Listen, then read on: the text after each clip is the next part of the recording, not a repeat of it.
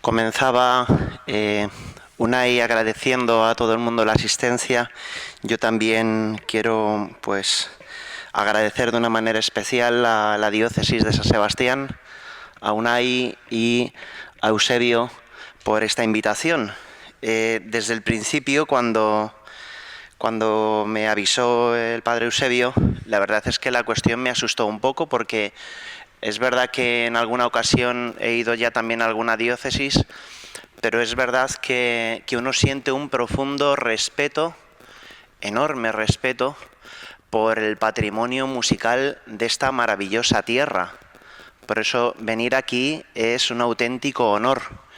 Y de verdad, dentro de la humildad con la que puedo presentar esto, no sé si ya desde el principio pedir perdón, pero intentaré acercarnos a un misterio que en el fondo pues nos trasciende a todos y que todos sin duda vivimos de él. Es el misterio de la liturgia, que además merece ser cantado, porque es sin duda el mayor tesoro que tenemos.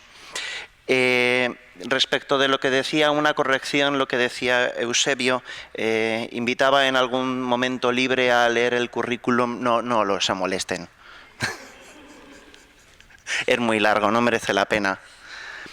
Me pidió el padre Eusebio que me acercara al canto en la liturgia desde la celebración de la Eucaristía y cómo hacer una selección de cantos para la celebración de la Eucaristía. Yo lo he titulado Compañía que determina la elección, que determina esta elección.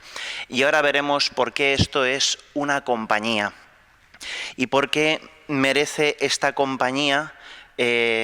¿Por qué esta elección merece tal compañía, o más bien necesita tal compañía? Bien, lo primero de todo quería, aunque todos tenemos bastante claros los fundamentos, creo que no podemos hablar de la música en la liturgia y mucho menos en la Eucaristía sin antes poner estos antecedentes. Ya insisto, todos los conocemos, pero quería empezar así porque sin esto no podemos construir ninguna casa. Cristo está siempre presente en su Iglesia, sobre todo en la acción litúrgica.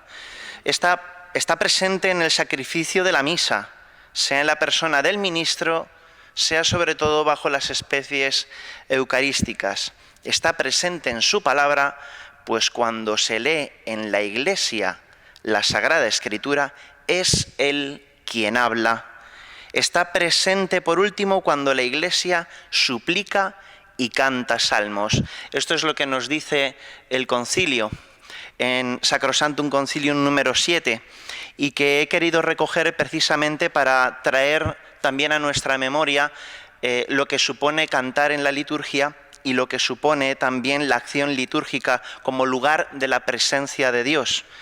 Está presente en su palabra, está presente cuando uno canta salmos. Yo no sé si muchas veces somos conscientes de la responsabilidad que esto significa, que realmente Dios se haga presente también de alguna manera por medio del ministerio del canto.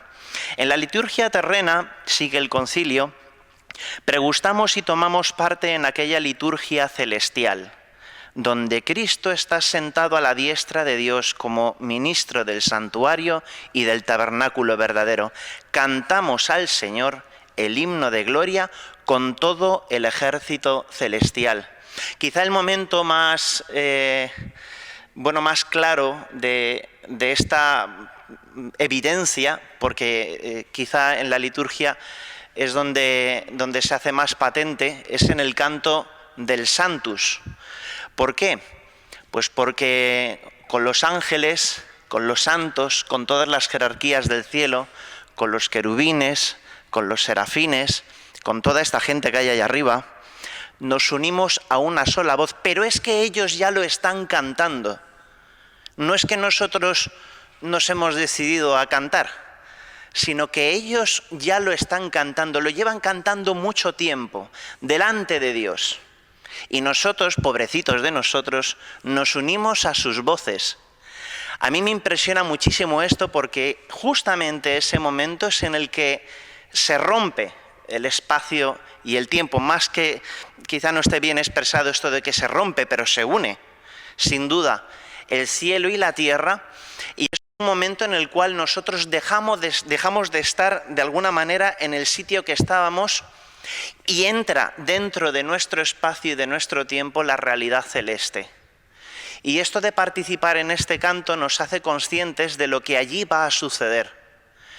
A mí, desde luego, me pone completamente en situación, y cada vez que rezo el prefacio de la plegaria eucarística y llego a este momento, reconozco que cada vez me estremece más, porque me hace partícipe de mi propia vocación, de la vocación de todos los que estamos aquí, de todos los cristianos.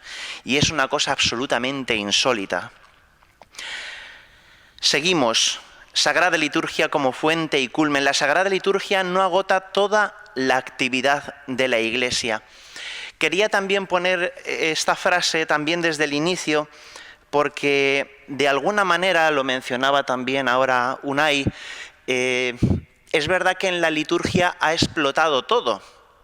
De alguna manera, a veces la liturgia se ha convertido en un lienzo en blanco, en una pared en blanco sobre la que pintar un grafiti o una oportunidad de expresión. Es verdad que es una oportunidad de expresión.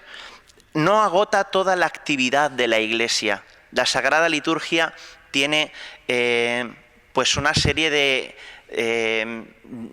características que la hacen única. Es sagrada. Y a lo largo del año litúrgico, bueno, y de todas las actividades misioneras que realiza la Iglesia, catequéticas, de evangelización, sin duda la liturgia es algo especial, no lo agota. Luego veremos por qué trato este tema. No obstante, la liturgia es la cumbre a la cual tiende la actividad de la Iglesia y al mismo tiempo la fuente de donde emana toda su fuerza.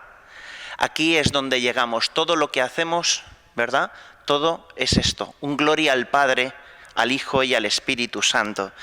Y al mismo tiempo es la fuente de donde hacemos todo. Sin la liturgia no podemos hacer nada, queda vacío y queda sin sustento. Mas, para asegurar esta plena eficacia es necesario que los fieles se acerquen a la Sagrada Liturgia con recta disposición de ánimo, pongan su alma en consonancia con su voz y colaboren con la gracia divina para no recibirla en vano. Una de las cosas que me sorprende profundamente también de la celebración de la liturgia, yo creo que aquí en Euskadi se cumple de una manera mucho más plena, me atrevo a decir, y eso que tampoco conozco en profundidad la realidad. Pero sí es verdad que la fama les precede. Y es verdad que de una manera especial participan del canto como en ningún otro sitio. Yo muchas veces estoy en la catedral y animo muchísimo a los fieles a que respondan lo primero, luego que respondan de manera fehaciente, ya no digo enérgica, porque quizá eso sea demasiado, ¿no? A lo mejor suena un poco violento, pero es precioso ver la expresión de un pueblo que reza al unísono. Luego lo veremos. También eso genera una disposición en el ánimo, una manera de estar, una manera de participar, que sin duda contagia. Y ya nos metemos en el ámbito dentro de la liturgia, de la Sagrada Liturgia, en la música sacra. Su fin último, que es exactamente el mismo que el de la Sagrada Liturgia. Como parte integrante de la liturgia solemne, la música sagrada tiende a su mismo fin, el cual consiste en la gloria de Dios y en la santificación y edificación de los fieles. No es poco decir esto. Esto es, como decía, toda una responsabilidad. Su oficio principal consiste en revestir de adecuadas melodías el texto litúrgico, que se propone a la consideración de los fieles. De igual manera, su propio fin consiste en añadir más eficacia al texto mismo, para que por tal medio se excite más la devoción de los fieles y se preparen mejor a recibir los frutos de la gracia propios de la celebración de los sagrados misterios. Nos dice esta joya, Tra le sollicitudini, del Papa Pío X en el año 1903. Debe ser santa, nos dice también el mismo documento, la instrucción. La música sagrada debe tener en grado eminente las cualidades propias de la liturgia. Conviene saber la santidad y la bondad de las formas, de donde nace espontáneo otro carácter suyo, la universalidad.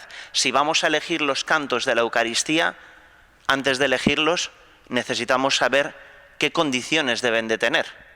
Es verdad que hay una serie de cuestiones técnicas, de cuestiones teológicas, pero sin duda la primera de todas es la santidad y la bondad de las formas. Debe ser santa y por lo tanto excluir todo lo profano, y no solo en sí misma, sino en el modo con que le interpreten los mismos cantantes. Bueno, con toda esta responsabilidad, ¿cómo elegir bien todos estos cantos para la celebración de una Eucaristía, para la celebración de la misa?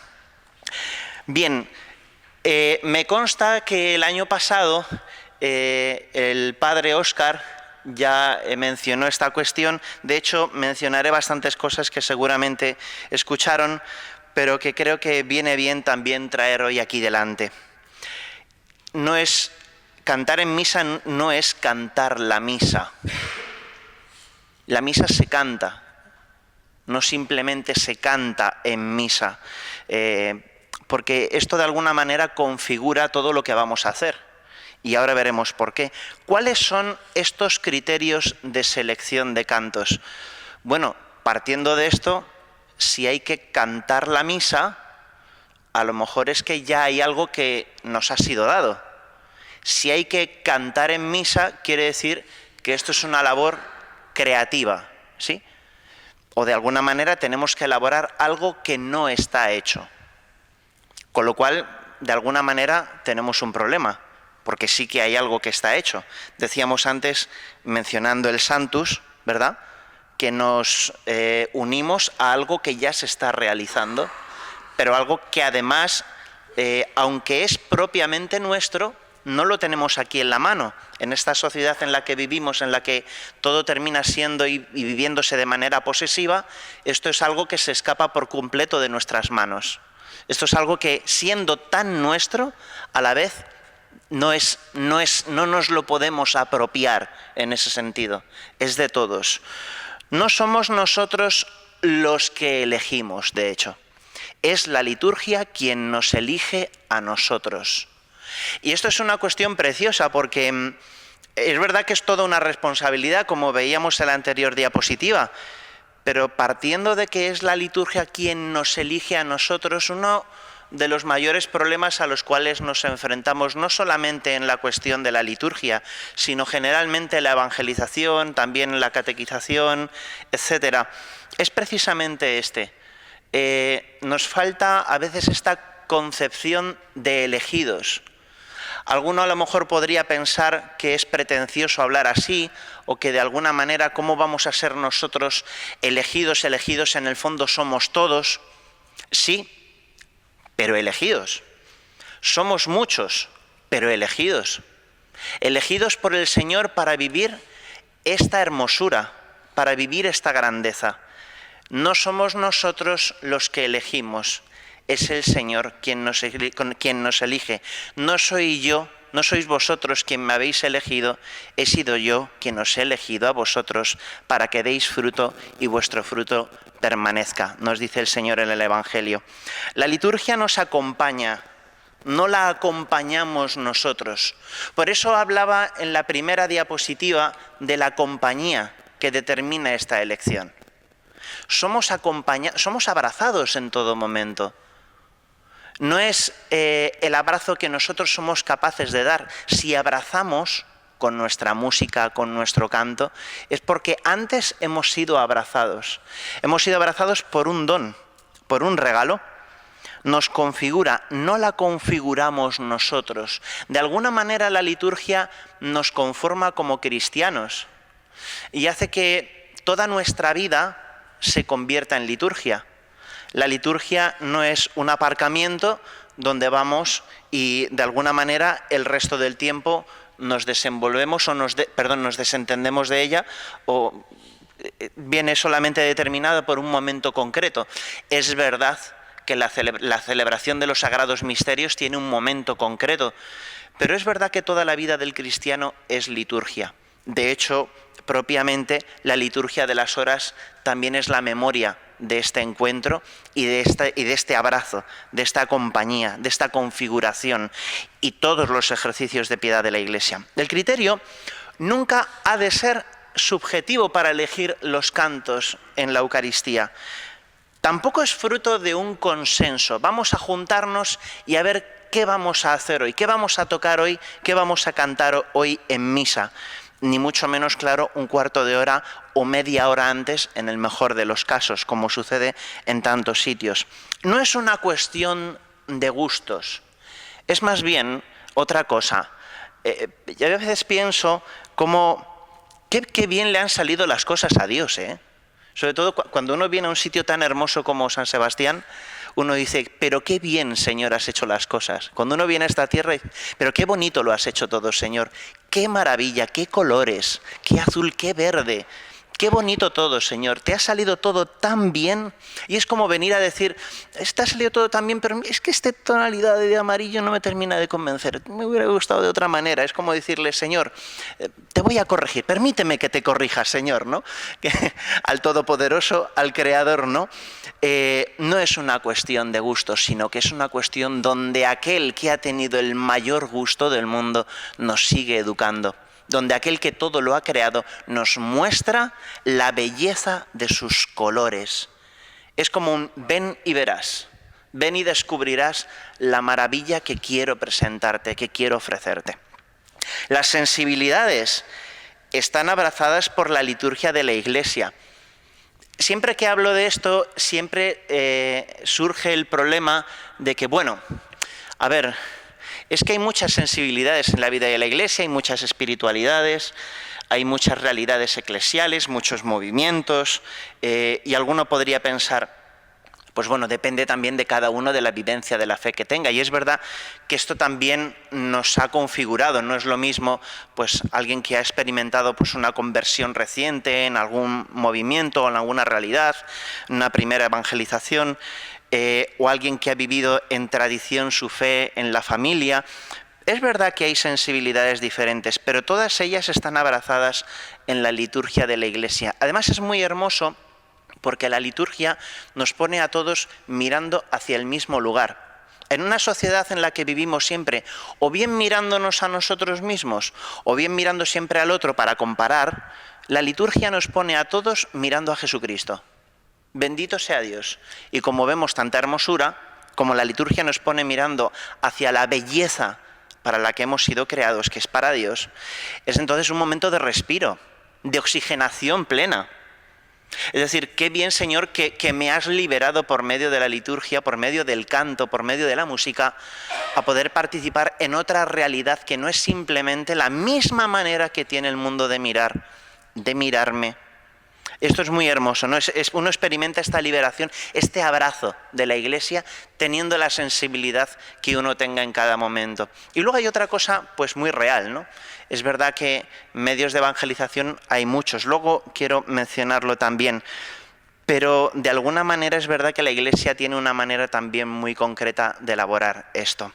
Bien, muchos echan cierta culpa del estado actual de la liturgia y de la música en la liturgia, más bien a una renovación conciliar. Yo siempre digo, pobrecito el concilio que habrá hecho, ¿verdad? Qué lástima lo que tiene que sufrir. Muchos culpan al Concilio Vaticano II del gran declive de la música en la Sagrada Liturgia, pero la realidad es que la apuesta por la Sagrada Liturgia del Concilio Vaticano II es impresionante. Pero impresionante. Y de hecho cada vez que uno se acerca a cualquier documento magisterial, pero especialmente al concilio, uno encuentra una luz enorme. 6 documentos magisteriales en el último siglo sobre la música sacra. Caray, 6 documentos magisteriales, es una barbaridad. Incluyendo Sacrosanctum Concilium y la instrucción del Concilium que la pone en práctica. Vamos a ver cuáles son esas exigencias para ver cómo se ha tomado el concilio esto de la música en la Sagrada Liturgia.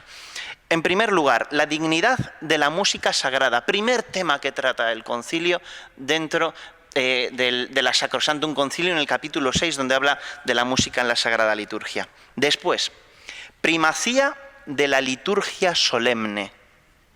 Esto también de alguna manera determina muchas cosas, porque es verdad que a lo largo de la semana celebramos pues, la misa diaria, la misa del domingo, que es la más excelsa, pero a mí siempre me ha llamado la atención esta primacía, donde en el mundo de la prisa lo importante es terminar la misa cuanto antes, ¿no?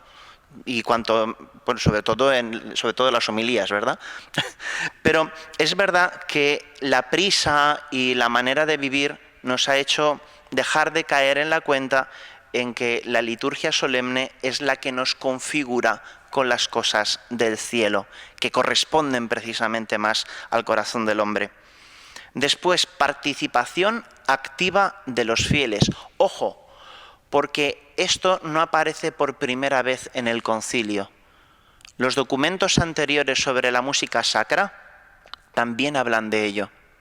De hecho, del concilio sale lo que al concilio llega. Es decir, el concilio de alguna manera sí que, es un poco una explosión, pero también llegan muchas cosas al concilio ya trabajadas de antes. Canto gregoriano y canto polifónico, además de una manera extraordinariamente clara. El concilio habla exactamente de estos dos tipos de canto. Después, edición de libros de canto gregoriano. Del concilio sale qué se tiene que cantar y los libros donde se debe de recurrir para buscar estos contenidos. Después, canto religioso popular. Y vuelvo a decir exactamente lo mismo. No es la primera vez que aparece esto en un documento magisterial. Lo digo porque a veces podemos pensar, ¿verdad?, que solamente una cosa vale, solamente esto vale, y sin embargo la apertura del canto religioso popular, ahora veremos qué es esto del canto religioso popular, ya viene desde hace tiempo. La determinación del órgano de tubos como instrumento, que sin duda guarda esta primacía, y habla de otros instrumentos. Esto merecería la pena quizá hablar de ello y dedicarle incluso un monográfico, porque yo de hecho estoy dispuesto a hacer una tesina sobre esto, porque es un tema apasionante. Y después, cualidades y misión de los compositores, que por cierto sí he anotado y quería ahora mencionar después en alguna de las diapositivas, porque también determina la elección de los cantos para la misa. ¿Qué dice Musicam Sacram? Criterios preliminares para una buena elección. Para la celebración de la Eucaristía con el pueblo, sobre todo los domingos y fiestas, se ha de preferir, en la medida de lo posible, la forma de misa cantada. Consérvese esta distinción, la distinción entre misa solemne, misa cantada y misa rezada. Sin embargo, para la misa cantada y por razones de utilidad pastoral, se proponen aquí varios grados de participación a fin de que resulte más fácil conforme a las posibilidades de cada asamblea. Dice, el uso de estos grados de participación se seguirá de la manera siguiente. El primer grado, que puede utilizarse solo, el segundo y el tercer grado, que no serán empleados íntegra o parcialmente, sino con el primer grado, que es el que siempre ha de cantarse. Así los fieles serán siempre orientados hacia una plena participación. Bien, el ordinario, la columna vertebral de la misa. ¿Cuáles son los cantos que pertenecen al ordinario de la misa? Lo sabemos, el Kyrie, el Gloria, ¿verdad? El Sanctus, bueno, el credo en el caso de que haya, de que sea solemnidad, cuando lo haya, al igual que el Gloria, por supuesto, el Sanctus y el Agnus Dei. Los cantos llamados del ordinario, si se cantan a varias voces, pueden ser interpretados, dice, por el coro, según las normas habituales, pueden ser cantados a capella o con acompañamiento de instrumentos, con tal de que el pueblo no quede excluido de esta participación. En los demás casos, las piezas del ordinario de la misa pueden distribuirse entre el coro y el pueblo, también entre dos partes del mismo pueblo. Bien, el símbolo el credo, es fórmula de profesión de fe y conviene que lo canten todos, o que se cante de forma que permita una participación de todos los fieles. El Sanctus, antes hemos hablado de él, es una aclamación conclusiva del prefacio y conviene que habitualmente lo cante la asamblea, juntos con el sacerdote. El Agnus Dei, que puede repetirse cuantas veces sea necesario, sobre todo en la concelebración, cuando acompaña la fracción.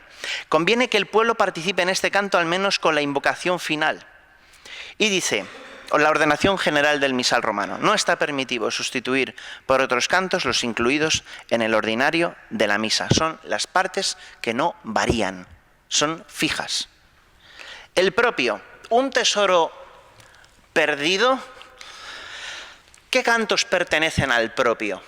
Pues aquellas antífonas que aparecen en el misal, ¿verdad? E incluso en el leccionario, la previa al canto del Evangelio, el introito, la antífona de entrada, la antífona del ofertorio también, que en el misal no está, pero sí permanece en el gradual, y la antífona de comunión. Conviene que la asamblea de los fieles, en la medida de lo posible, participe en los cantos del propio, sobre todo con respuestas fáciles o adaptadas.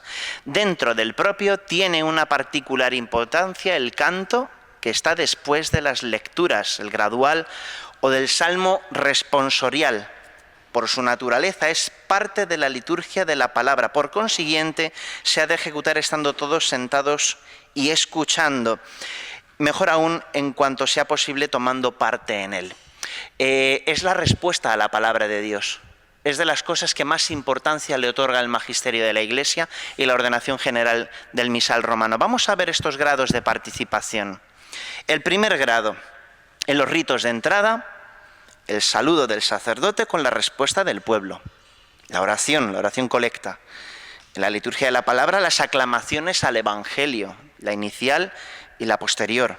En la liturgia eucarística, la oración sobre las ofrendas, el prefacio, el Señor esté con vosotros y con tu espíritu, levantemos el corazón, y el Sanctus que va unido, la doxología por Cristo con Él y en Él, la oración del Señor, el Padre Nuestro con su munición y su embolismo, el Pax Domini, la oración después de la comunión y las fórmulas de despedida. Esto es el primer grado, esto es lo que primero ha de cantarse. Sí o sí, y no se cantan ninguno de los dos como hemos visto en la anterior diapositiva, si no es porque hemos cantado ya este. El segundo, el Kyrie, Gloria Agnus Dei, el credo y la oración de los fieles. Curioso.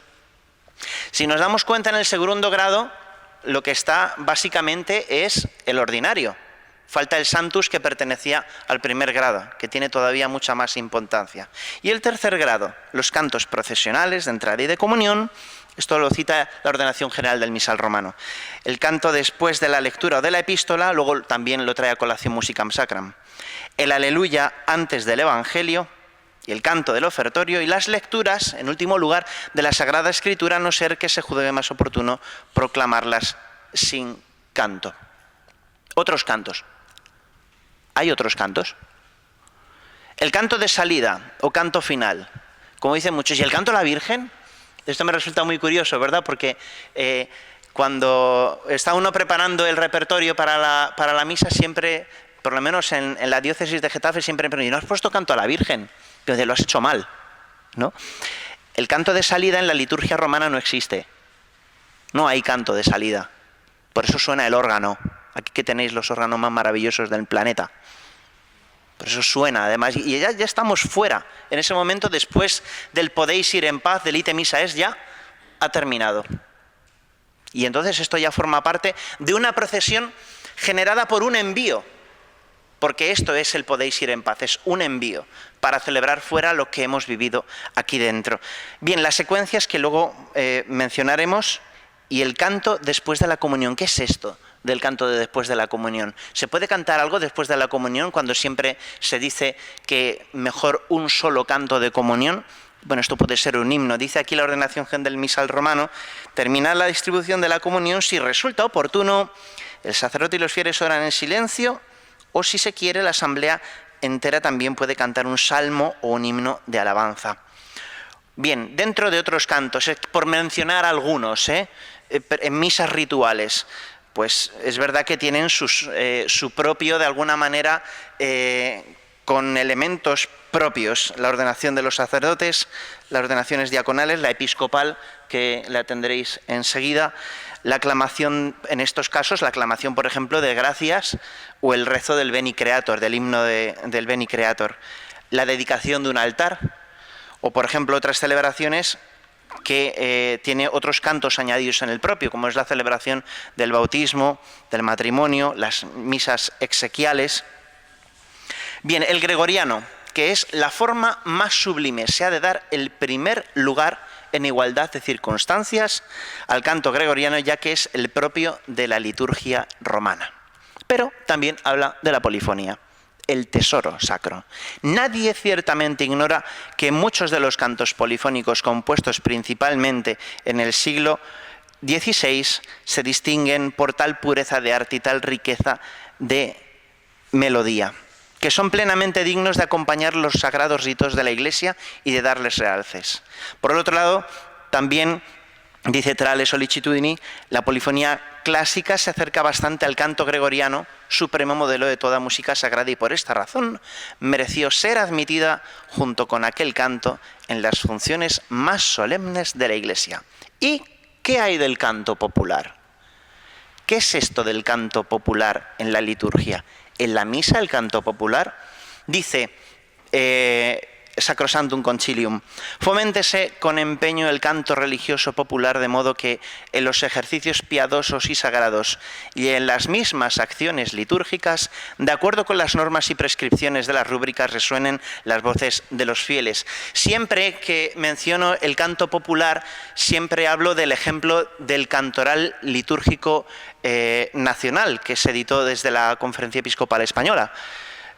Es verdad, me dijo el padre Eusebio, que aquí quizá no sé si se conocerá mucho o se usa, o depende, me imagino, de los sitios, pero llama la atención porque está recargado de estos elementos de canto popular. Pero uno se descubre pues que de alguna manera, aunque hay cantos también del ordinario, de polifonía apenas habrá nada, muy poquitos cantos, y el canto popular de alguna manera ni respeta las antífonas del propio, bueno, por supuesto el ordinario sí que lo respeta, pero de alguna manera, ¿qué es esto del canto popular? Ha habido una serie de cantos tradicionales pertenecientes también al ámbito sagrado, que también se pueden cantar en la liturgia. Viene a mi mente ahora mismo, por ejemplo, de las villanescas de Francisco Guerrero, ¿no?, que ahora se cantan en muchos sitios, incluso se cantan en la liturgia. Uno escucha estas letras, estos cantos tan maravillosos, que uno dice, pero si esto es de las cosas más sagradas que uno puede escuchar en la liturgia, y uno, pues no las compuso Guerrero para la liturgia, las compuso para otra cosa, pero no para la sagrada liturgia. Puede ser para los ejercicios piadosos, puede ser, y ahora lo utilizamos también en la sagrada liturgia. Esto del canto popular es un canto, obviamente, en el cual participa todo el pueblo, pero de hecho también en el propio también puede participar todo el pueblo de manera responsorial. Vamos a hacer una primera selección. Quería acercarme a esta cuestión desde la mirada del esposo y de la esposa. El esposo, que es Cristo; la esposa, que es la Iglesia. La liturgia es Jesucristo. Es Cristo quien entrega su vida como un canto de alabanza al Padre por la salvación del mundo.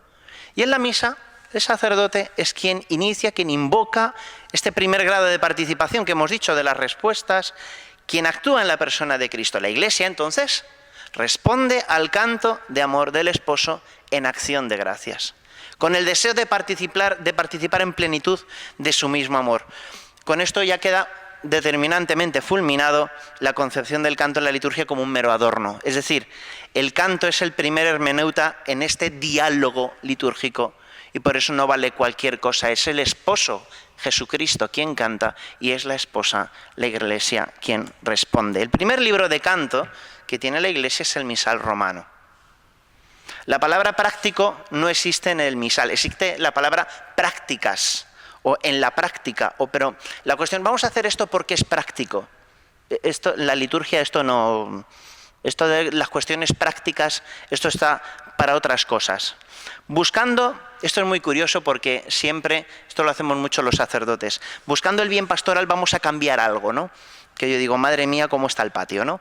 Es decir, si el misal es un regalo, yo cuando me dan un regalo, pues no lo estampo contra la pared, ni lo piso, ni lo estropeo, sino que es un regalo y es un bien y es algo además que me ha sido regalado con todo el cariño del mundo. ¿Qué quiere decir esto? Que si hay un bien detrás de esto es quizá lo que tengo que descubrir antes de un espacio propicio para la creatividad.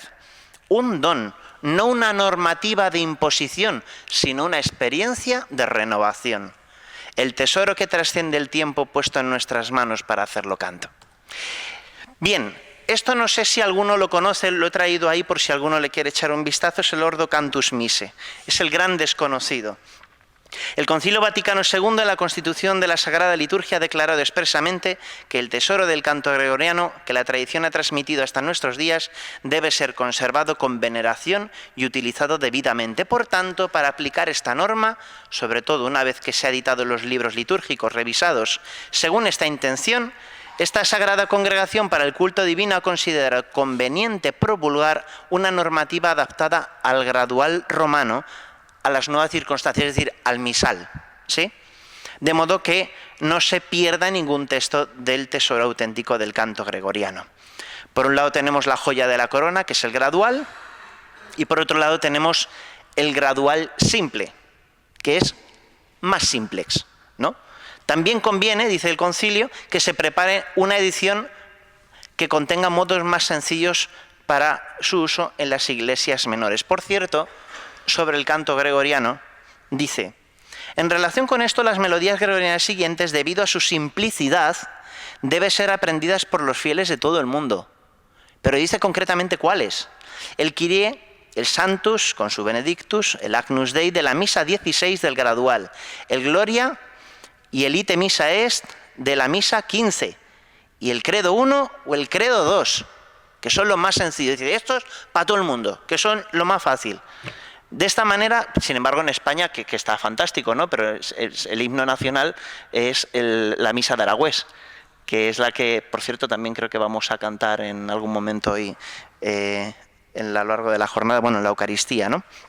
Entonces, ¿solo deberíamos elegir los cantos que hay en el misal? La práctica legítima, bueno, esto lo vamos a ver después en la siguiente presentación, esta misma, y prefiero dejarla para luego, que además aparece tal cual. Cantoral litúrgico, que esta es la experiencia que a nivel nacional se ha trabajado un poco más, y su eterna reforma, y digo aquí, o mejor no.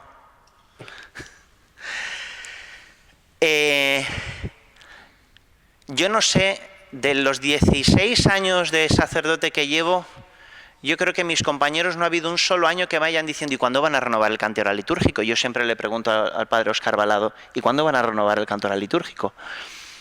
Y todos los músicos siempre dicen casi mejor que no lo renueven, porque ¿por qué volver otra vez a lo mismo, no?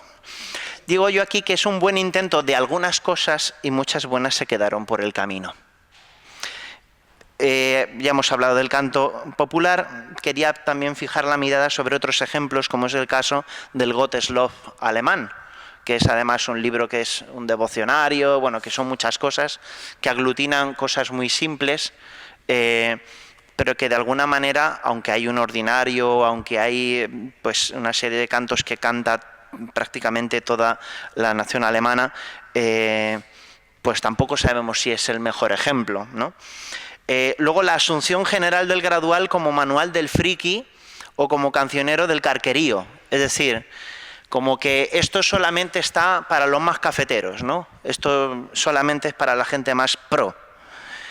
Todo a la vez es demasiado, que es el gradual es simplex. Se pretendió hacer una cosa más sencilla y al final ni una cosa ni la otra, sino justo a la contraria. ¿Y cuál es el camino del medio? Pues el canto popular, pero no entendido como lo entendía el concilio, sino entendido como el pueblo lo entendió, que es con sus coplillas, y por otro lado, alabar también la publicación de Cantate Domino, que da también nombre a esta jornada por la Conferencia Episcopal, en el caso del Padre Óscar, que sin duda es el primer eslabón de este gran trabajo de renovación de la música litúrgica. Otras fuentes destacables, que pueden ser más o menos oficiales. El Padre Eusebio nos dirá ahora algo de ello, porque yo desconozco también el repertorio que utilizáis aquí en Euskadi y los materiales que tenéis. Seguro que tenéis un gran patrimonio en esto. Sí que es verdad que hay una serie de compositores de referencia, porque han respetado y han construido su música en el tesoro musical del canto gregoriano. Y con esto hablo, por supuesto, de la estructura modal. Con esto hablo también de una serie de compositores que han creado no solamente melodías, sino una serie de armonizaciones maravillosas que corresponden con este mismo espíritu. Cantorales editados en lugares de objetiva referencia musical, santuarios, catedrales, comunidades, todo el mundo sabemos que a nivel mundial, mismamente ahora mismo hemos rezado con este canto, con este Veni Sancte Spiritus de Berthier, que canta frecuentemente la comunidad de Tessé. Y algún criterio más. Con el misal delante, pues esta es una antífona de entrada y esta es la antífona de comunión del gradual. Es decir, ¿cómo elegimos los cantos? Pues aquí están. En euskera pasa exactamente lo mismo. Hablando del propio, ¿cuánto me queda? Hasta las 11:15, qué maravilla. Hablando del propio, ¿qué es la forma más apropiada? Dice Musicam Sacram: conviene que la asamblea de los fieles, en la medida de lo posible, participe en los cantos del propio, sobre todo con las respuestas fáciles u otras formas musicales adaptadas. ¿Qué es lo mejor? ¿El coral alemán? ¿El responsorio como forma musical? ¿El recitativo, quizá? ¿Un canto litánico? ¿La antífona? Y aquí he metido esto del Kirchenlied porque quería hacer una alusión especialmente a esto, que creo que es lo que hemos entendido como canto popular aquí en España. Bien, no se trata de buscar una forma musical más apropiada, sino que la forma musical nos la da aquello que cantamos. ¿Cuál es la forma musical de un Sanctus? El Sanctus es una forma musical. ¿Cuál es la forma musical de un Gloria? El Gloria es una forma musical. Hablando del Gloria, aunque luego lo mencionaré, es curioso, ¿verdad?, cómo hemos hecho un Gloria responsorial cuando el Gloria no es responsorial. Y sin embargo, por lo menos, pues en muchos sitios, ¿verdad?, hemos asumido el Gloria de Francisco Palazón también como parte del repertorio, ya digo, pues español, y es responsorial. Hay muchas cosas que se hicieron justamente, bueno, después del concilio, un poco después de Musicam Sacram, y que se hicieron con un buen propósito, que es el propósito de acercar este canto participativo, pero no se ha dado el siguiente paso, que es que el Gloria no es responsorial. El Gloria es un himno que se canta desde el principio hasta el final. Puede ser más sencillo, puede ser rezado de la manera, ya digo, es decir, que hay fórmulas para rezar el Gloria muy sencillo. Gloria in excelsis Deo, y todo el rato es igual, es decir, que es muy sencillo, ¿no?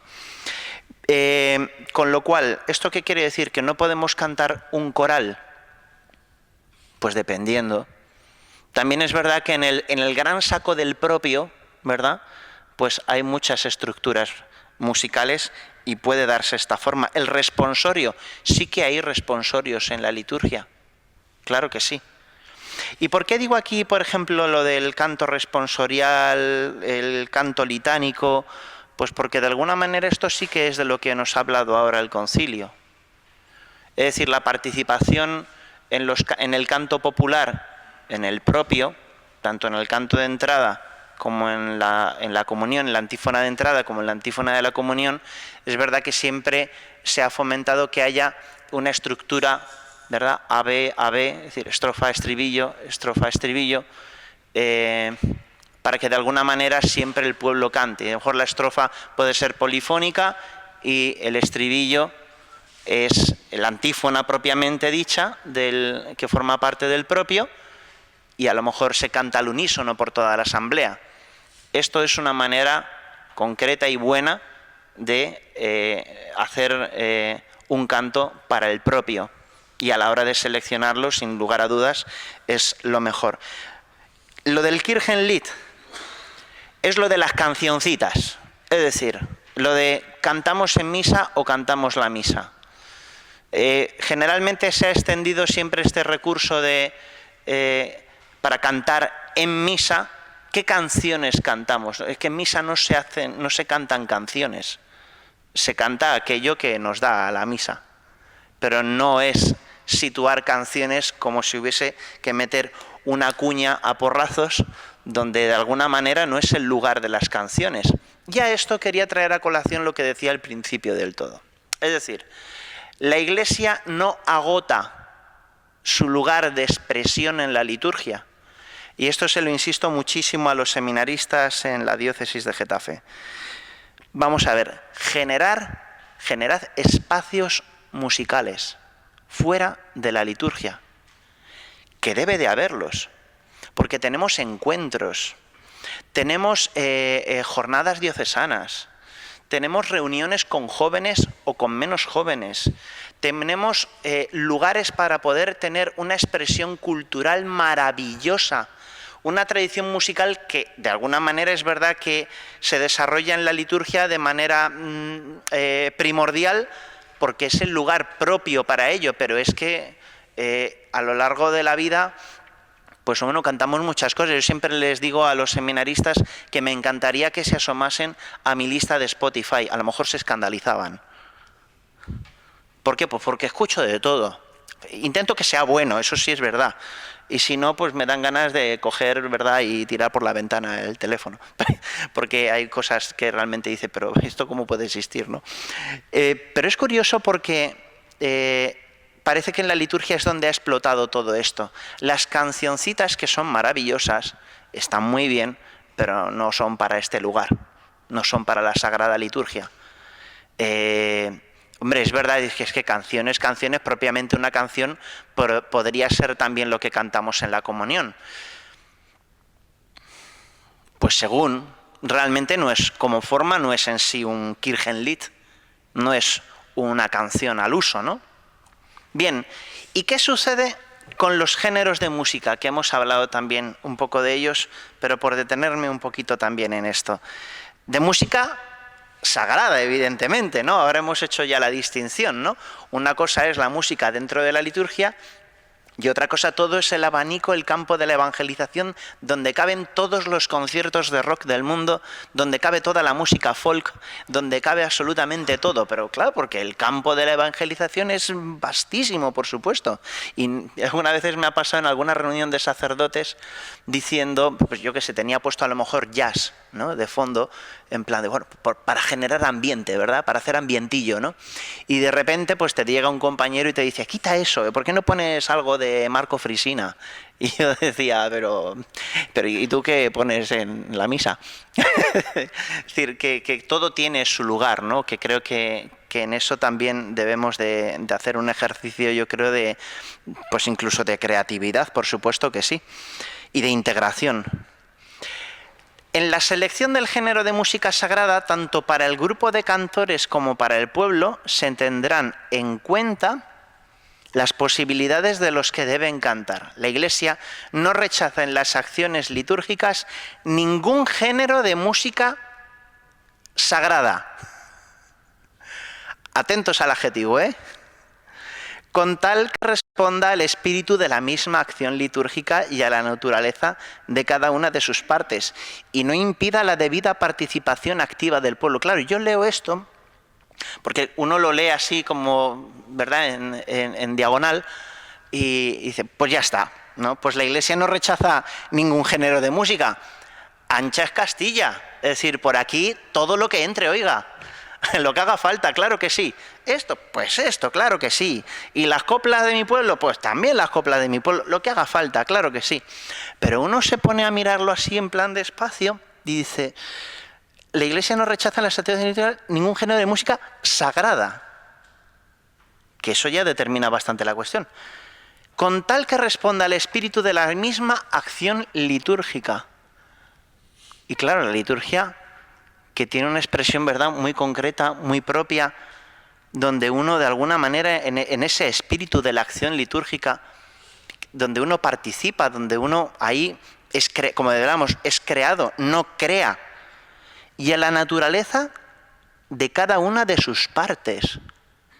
Yo estoy pensando en el momento del Kyrie, ¿no?, donde de alguna manera todos pensamos que eso es el acto penitencial.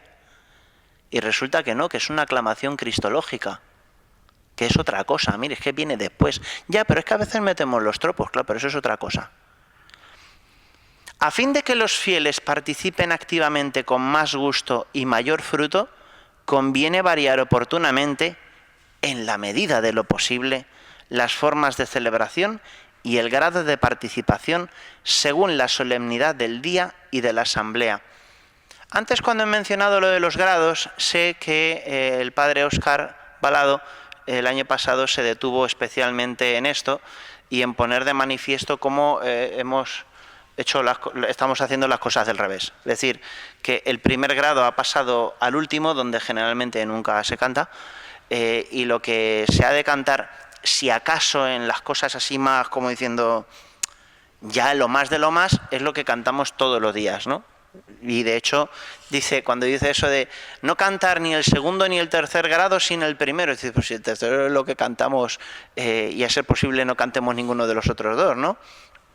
Es curioso esto, porque esto de la medida del grado de participación según la solemnidad del día, de la asamblea, que determina tanto la elección de los cantos para la Eucaristía, en el fondo, si ya desde el principio los estamos eligiendo mal, ¿de qué nos sirve elegir un canto maravilloso, no? Nuevas composiciones, o no tan nuevas. ¿Cuáles son los criterios que nos propone el Magisterio para determinar si son idóneos o no lo son?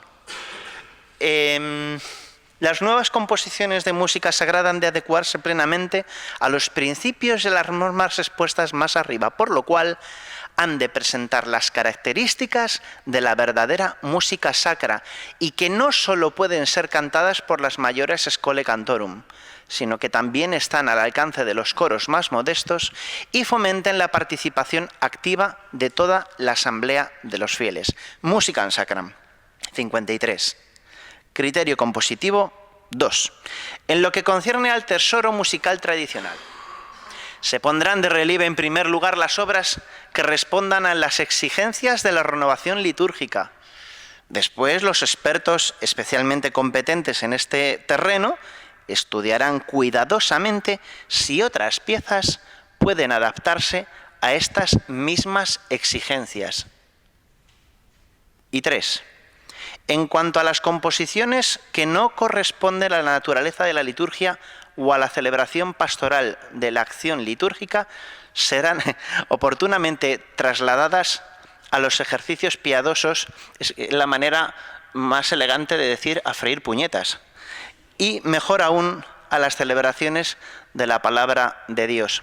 Pues lo que hablábamos antes, anda que no hay campos y anda que no hay momentos para cantar en toda la vida cristiana. Y no hace falta que sea en casa, ¿verdad?, o en el trabajo. Hay multitud de momentos donde podemos también ejercer esta función con multitud de música. Melodías y armonías. Para gustos los colores.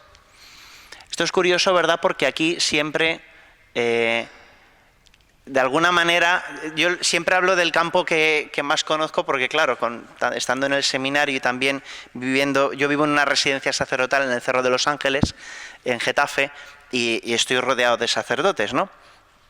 Aunque, pues eso, es lo que me toca porque no tenemos casa en la catedral, es lo que hay. Si en el correr de los siglos ha decaído poco a poco el genuino arte polifónico y no pocas veces se le han mezclado elementos profanos, en estos últimos decenios, gracias al incansable empeño de competentes maestros, puede decirse que se ha logrado una feliz restauración al haber sido estudiadas e investigadas con ardor las obras de los antiguos maestros, quedando luego propuestas a la imitación o emulación de los compositores modernos. Hoy a cualquiera le da por componer.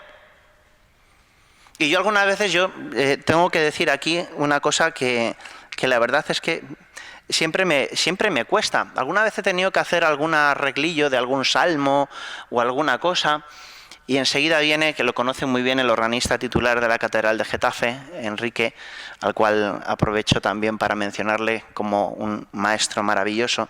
Siempre me dice, pero vamos a ver, ¿pero quién ha hecho esto? Digo, bueno, pues lo he hecho yo, que es que él lo dice, pero que no hagas esto. ¿Tú eres compositor? Digo, no, yo no soy. Dice, entonces ¿para qué te metes? ¿No te das cuenta que aquí esto? Y hombre, humildemente tengo que decir, pues es verdad, tienes razón. Pero es que ha sido un arrebato. No ha sido un arrebato. Oiga, es que está usted en la Sagrada Liturgia. Y claro, pues es que es verdad, es que tiene toda la razón, ¿no? Y esto para todo. Bueno, también hay una medida, ¿no? Pero es verdad que debemos de ser cuidadosos en esto, ¿no? Y que no vale cualquier cosa. Y que bueno, es verdad que todos hacemos lo que podemos, yo el primero, pero también hay que saber hasta dónde uno puede llegar. Y eso es verdad que es, sin duda, lo más honesto, ¿no? Esto de para gustos los colores, cuando decía ahora esto de que vivía rodeado de sacerdotes, sí es verdad que algunos dicen, no, es que a mí me gusta más la música moderna. Y digo, ¿tú qué interpretas por música moderna? Digo, porque hay composiciones modernas maravillosas, compuestas con este criterio que nos dice el magisterio, y otras que mejor no hablar. Y viceversa, por muy clásicas y por muy antiguas que sean las formas, si no corresponden a la esencia de la acción litúrgica, pues seguramente no correspondan, por muy clásicas y por muy bonitas que te parezcan a ti. ¿Por qué? ¿Porque te parecen bonitas? Pues no hermosura. Es decir, esto es otra cosa, no es una cuestión de gustos. No, es que a mí me gusta más esto, ¿no? Y ahora que se ha puesto muy de moda, no sé si aquí también se dice, es que este canto tiene más unción, ¿no? ¿Y quién se atreve a juzgar semejante juicio? Es que esto tiene más unción. Pues yo no sé la unción que tendría el compositor en aquel momento, pues seguramente sería máxima, ¿no? Y se habría ido a la capilla pues seguramente, y le había pedido al Espíritu Santo su don para, como nosotros, ¿no?, al iniciar la jornada. Pues ¿quién se atreve a juzgarlo? Pues nadie, pero ¿qué es esto de la unción? ¿Qué determina? ¿Qué es como me levanto esta mañana? No, es que como me lo ha dicho Dios, pues mira, a mí Dios también me ha dicho otra cosa, que es que te dediques a otra cosa, no a componer, ¿no? Es decir, pues eso, ¿no? La música más moderna, continúa, se admite en la Iglesia puesto que cuenta con composiciones de tal bondad, seriedad y gravedad que de ningún modo son indignas de las solemnidades religiosas. Sin embargo, como la música moderna es principalmente profana, deberá cuidarse con mayor esmero que las composiciones musicales de estilo moderno, que se admitan en las iglesias, no contengan cosa ninguna profana ni ofrezcan reminiscencias de motivos teatrales. Y no estén compuestas tampoco en su forma externa, imitando la factura de las composiciones profanas. Antes de pasar a la siguiente diapositiva, ya queda muy poquito. Una cosa que no deja de llamarme la atención y que seguro que todos los que estamos aquí lo compartimos. Qué cosa más curiosa que el tesoro más maravilloso que hemos heredado dentro de la Iglesia, que es esta manera de componer, que es la modalidad, la ha cogido el mundo para hacer sus más maravillosas bandas sonoras cinematográficas. Y nosotros, en la Iglesia, lo hemos desechado para construir todo nuestro canto y toda nuestra música, muchas veces sobre una música tonal que ya incluso para el mundo ha pasado de moda. Y nos pensamos que somos los más modernos. y en el fondo somos los más carcuncios. Y viendo además, pues eso, todas las bandas sonoras estas tan geniales que se hacen hoy en día, que muchas de ellas tienen, pues eso, son composiciones modales. Pero si esto es nuestro. Si esto es lo que hemos hecho nosotros siempre, que es fantástico, es la élite, ¿bien? Me llama mucho la atención. Y dice la ordenación general del misal romano: les corresponde a las conferencias episcopales lo siguiente: definir las adaptaciones que se indicarán en esta institución general y en el ordinario de la misa, y una vez aprobadas las actas por la sede apostólica, introducirlos en la misa, como son los textos de los cantos de entrada, de preparación de los dones y de la comunión, o sea, el propio. Me llama la atención esto porque digo, ¿qué proceso hay que seguir, no? Como para coger y elegir yo un canto para misa, madre mía. Atendiendo al lugar eminente que tiene el canto en la celebración, aprobar las melodías apropiadas, especialmente para los textos del ordinario de la misa, para las respuestas y las aclamaciones del pueblo y para los ritos especiales que ocurren durante el año litúrgico.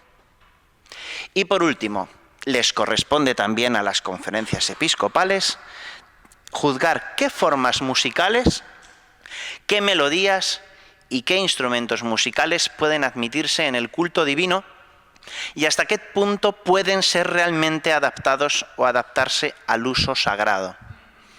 Esto es curioso porque en algunos documentos anteriores sí se menciona alguno, pero en los siguientes documentos deja esto siempre un poco abierto, pero siempre habla aludiendo a la naturaleza de cada uno de los instrumentos. Y cualquiera que haya estudiado un mínimo de música sabe que los instrumentos pues son usados conforme efectivamente a su naturaleza. Hay instrumentos que son para acompañar y hay otros instrumentos que son solistas. Y conforme esto hay que establecer una verdad sobre los instrumentos. Esto es como me dicen, ya, pero tú en la orquesta no utilizas el órgano, tú utilizas el violín. Digo, eso no es verdad. Pues en la orquesta hay violines. Claro, hay una orquesta, no un violín. Yo con el violín no puedo acompañar la liturgia. Y sí que lo menciona los instrumentos de cuerda. Además no recuerdo si era de música sacra, sacra liturgia o era, no me acuerdo mismo qué documento era. Claro, sí que lo menciona, pero el violín no es un instrumento acompañante. Es verdad que puede usarse, claro, pero mire usted, con un cuarteto de cuerda, o a lo mejor con un órgano y un violín que de alguna manera participe dentro de la armonía y del sustento armónico, que es un acompañamiento, claro. Pero hay que ver qué instrumentos son capaces de hacerlo y cuáles, por sus propias capacidades, por su esencia, por su naturaleza no son capaces de poder realizarlo, ¿no? Más allá del uso profano o de su procedencia profana, que también es otro cantar, ¿no? Nunca mejor dicho. Y por último, ¿y ahora qué? ¿Es necesario tanto? A nadie sorprenderá que la Iglesia se interese tanto por la música sagrada. No se trata, es verdad, de dictar leyes de carácter estético o técnico respecto a la noble disciplina de la música. En cambio, es intención de la Iglesia defenderla de cuanto pudiese rebajar su dignidad, llamada como está a prestar servicio en un campo de tan gran importancia como es el del culto divino. Y quería resaltar esto de prestar servicio. Es de esperar que pastores, músicos y fieles acojan con buen espíritu estas normas y las lleven a la práctica, y de esta manera todos a una se esfuercen por conseguir el verdadero fin de la música sagrada, que es la gloria de Dios y la santificación de los fieles. 11:15.